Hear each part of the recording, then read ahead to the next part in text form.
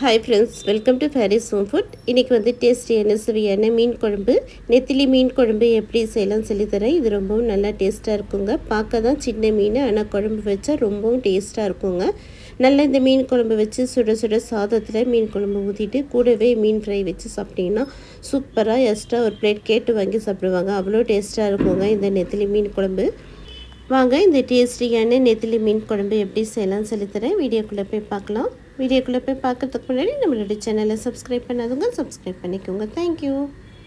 நெத்திலி மீன் குழம்பு பண்ணுறதுக்கு இன்றைக்கி நான் 1/2 கிலோ நெத்திலி மீனில் தான் குழம்பு வைக்க போகிறேன். 1/2 கிலோ நெத்திலி மீன் நல்லா வாஷ் பண்ணி எடுத்து வச்சுருக்கிறேன். அடுத்து புளி வந்து ஒரு லெமன் சைஸில் புளி வந்து நல்லா கரைச்சி எடுத்துக்கோங்க. உங்களுக்கு எந்த அளவுக்கு புளி வேணுமோ அந்த அளவுக்கு நல்லா ஊற வச்சு கரைச்சி எடுத்துக்கோங்க.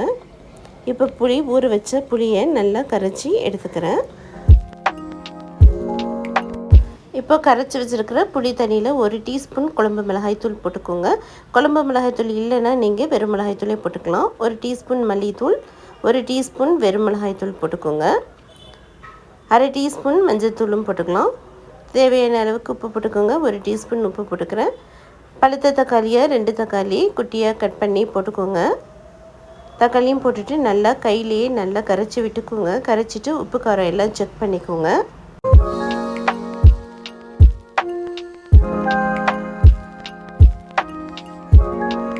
நல்லா கரைச்சி விட்டாச்சு. இப்போ இது ஒரு பக்கம் ஓர இருக்கட்டும். இப்போ மீன் குழம்பு தாளிக்கிறதுக்கு பேன் வச்சுக்கோங்க. எண்ணெய் ஊற்றிக்கோங்க. எண்ணெய் சூடானதும் 1/4 டீஸ்பூன் வெந்தயம் போட்டுக்கலாம். 1/4 டீஸ்பூன் ஜீரகம் போட்டுக்கோங்க. கூடவே கொஞ்சமாக 1/4 டீஸ்பூனுக்கும் கம்மியாக கடுகும் போட்டுக்கலாம். போட்டுட்டு ஒரு பெரிய வெங்காயம் நீல வாக்கில் நறுக்கி போட்டுக்கோங்க. பெரிய வெங்காயம் இல்லைன்னா சின்ன வெங்காயம் போட்டுக்கோங்க. சின்ன வெங்காயம் நல்ல ஒரு டேஸ்ட்டு கொடுக்கும். 3 பச்சை மிளகாவை கீறி போட்டுக்கோங்க. கொஞ்சமாக கருவேப்பிலையும் போட்டுக்கலாம். எல்லாம் போட்டு நல்லா வதக்கி விட்டுக்கோங்க.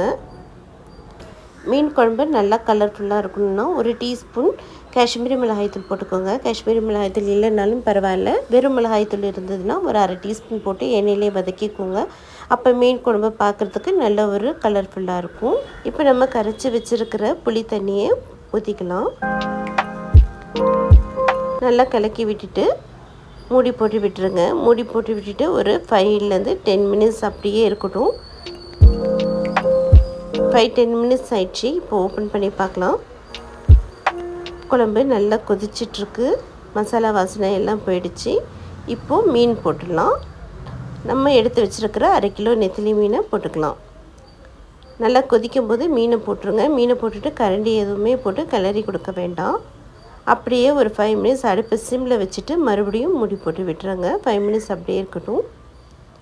5 மினிட்ஸ் கழிச்சு இப்போ ஓப்பன் பண்ணி பார்க்கலாம். பாருங்கள், சூப்பராக மீன் குழம்பு கமகமெண்ட்டு நல்லா வெந்து வாசனையாக இருக்குங்க. பாருங்கள், மீன் சூப்பராக வெந்திருக்குது. ரொம்ப அருமையாக இருக்குது. இப்போ ஸ்டவ் வந்து ஆஃப் பண்ணிவிடுங்க. வாங்க இப்போ இந்த மீன் குழம்பை ஒரு பவுலுக்கு மாற்றிக்கலாம். கமகமெண்ட்டு மீன் குழம்பு, நெத்திலி மீன் குழம்பு ரெடி ஆகிடுச்சு. ஒரு பவுலுக்கு மாற்றியாச்சு.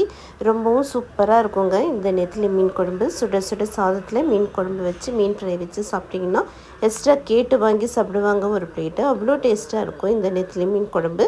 இதே போல் செஞ்சு பாருங்கள். ரொம்பவும் சூப்பராக இருக்கும். உங்களுக்கு கண்டிப்பாக ரொம்பவும் பிடிக்கும். இதே போல் செஞ்சு பார்த்துட்டு எப்படி இருக்குன்னு கமெண்ட் பண்ணுங்கள். இந்த வீடியோ பிடிச்சிருந்ததுன்னா லைக் பண்ணுங்கள், ஷேர் பண்ணுங்கள், சப்ஸ்கிரைப் பண்ணுங்கள். தேங்க்யூ ஃபார் வாட்சிங். பாய்.